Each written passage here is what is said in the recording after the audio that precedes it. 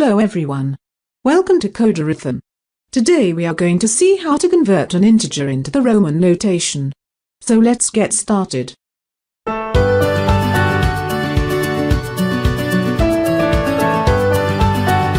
First, you have to define a function naming print Roman and pass number as a parameter to the function which will be provided by the user.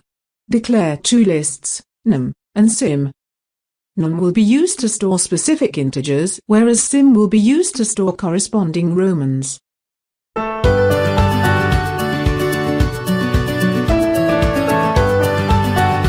Let's understand the algorithm for this code.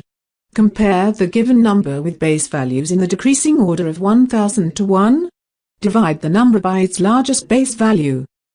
The corresponding base symbol will be repeated quotient times. The remainder will then become the number for future division and repetitions. The process will be repeated until the number becomes 0.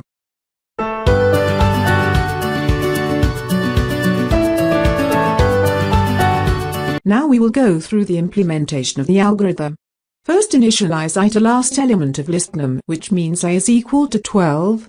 To display Roman of the corresponding number, declare Roman variable as an empty string. We will use a while loop which would be continued till the number becomes 0. We need to store quotient and remainder in separate variables.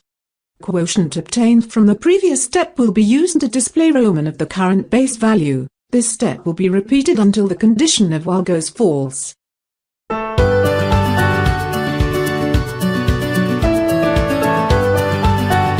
We are now at the end of this code. User will be asked to enter the number of his choice. The number provided will be passed to the function as a parameter and it will return the Roman notation.